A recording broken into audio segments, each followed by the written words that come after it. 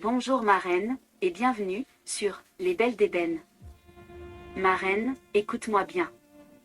On nous a souvent fait croire que la réussite devait être solitaire. Qu'il fallait grimper vite. Par tous les moyens. Et surtout, ne jamais se retourner. Mais ce qu'on ne t'a pas dit, c'est que dans cette course vers le sommet, le plus dur n'est pas d'y arriver, mais de s'y sentir légitime. Et parfois, c'est une autre femme, une sœur que tu n'attendais pas qui vient t'offrir la dernière marche. L'histoire que je vais te raconter se passe à Nairobi. Là où les buildings poussent comme des arbres de métal, là où les rêves se cognent aux réalités. C'est l'histoire d'une femme au sommet. Et d'une autre, qu'on croyait brisée. Mais ensemble, elles vont réapprendre à faire confiance. Et surtout, à régner sans avoir à s'écraser. Histoire, le sommet invisible. Zawadi Njeri est ce que beaucoup appellent la fierté du Kenya. Elle est CEO d'une entreprise de télécommunications cotée en bourse, diplômée d'Oxford, sollicitée par les médias, écoutée par les ministres.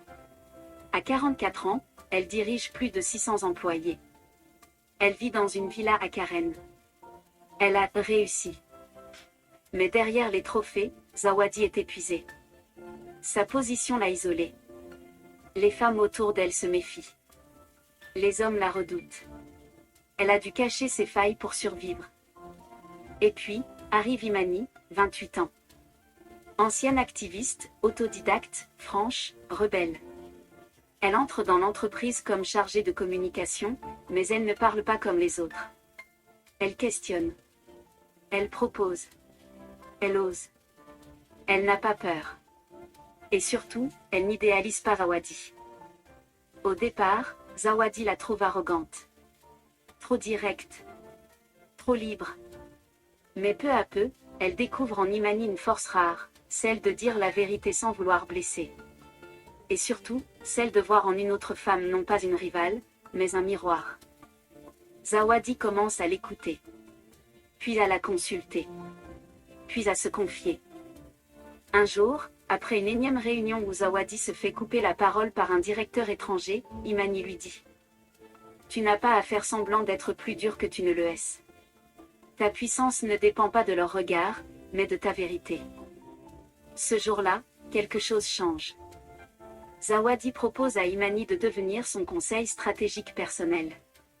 Ensemble, elles réécrivent la culture de l'entreprise, inclusion, mentorat, promotion de femmes, soutien psychologique. Elle lance un programme interne, The Invisible Summit, pour toutes les femmes de l'entreprise qui n'osent plus rêver. Mais ce n'est pas tout.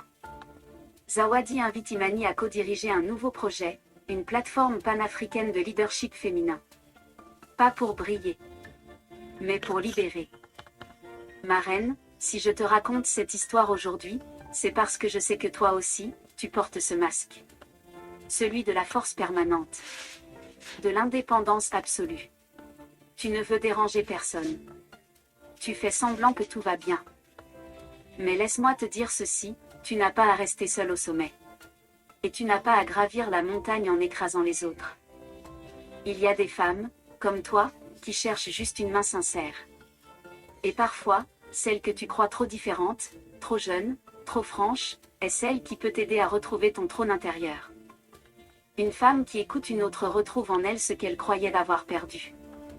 La confiance entre femmes noires est une guérison. Une force. Une renaissance.